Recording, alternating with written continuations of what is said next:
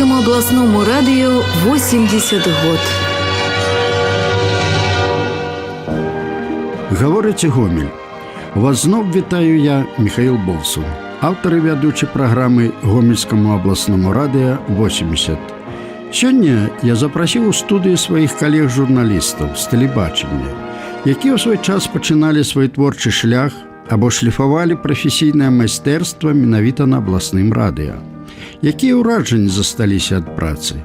Чаму навучыліся тут? Пацікавіўся я. Моя першая суразмоўца былы старшы рэдактар маладзёжных перадач радыё, а зараз супрацоўніца аддзела рэкламы гомельскага тэлебачання Тамара Беліцкая. Работа на радыё стала не проста маёй прафесіяй, але і ладам майго жыцця.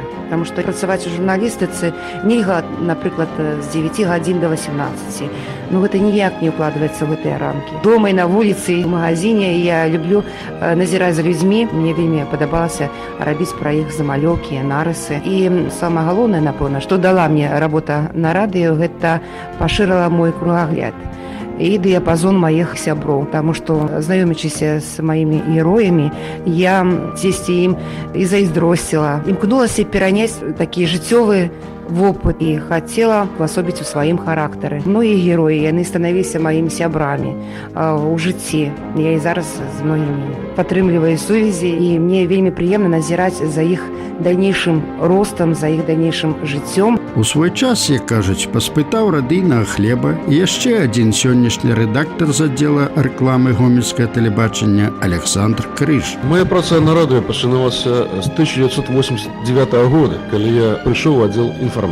У сваёй творчай біяграфіі гэта работа займае важнае месца, па-першае, таму што адчуў, што такое дзейснасць радыйных матэрыялаў. Па-другое, упэўніўся, што і на раёнах працуюць таленавітыя і здольныя людзі. Работа ў аддзеле прапаганды і агітацыі дазволіла на практыцы адчуць, што матэрыялы, якія падрыхтаваны на радыё, маюць высокую дзейснасць, бо па іх прымаецца адпаведныя меры рэагавання і на справе стан справ змяняецца. Хочу таксама адзначыць, што работа над радыйнымі матэрыяламі патрабуе вялікай працавітасці.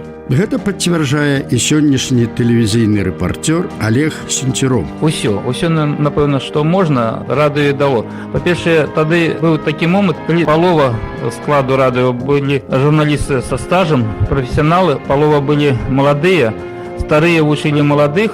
Было у кого чаму павучыцца. Па-другое, радыё навучыла цаніць слова. Чаму яшчэ навучыла радыё? Гэта адказнасці ў рабоце. Калі ад чалавека больш залежыць. Гэта мне потым вельмі дапамагло, калі я працаваў на радыё рэспубліканскім, сам шукаў тэму, сам рабіў, манціраваў і зараз дапамагаю. Падзялілася сваімі думкамі аб працы на радыё і цяперашняя загадчыца аддзела інфармацыйных праграм тэлебачання Ірына Асташкевіч. Здаецца, што гэта было учора, але ж калі падлічыць, хутка будзе 14 гадоў, як я прыйшла ў рэдакцыю інфармацыі Гомельскага абласнога радыё.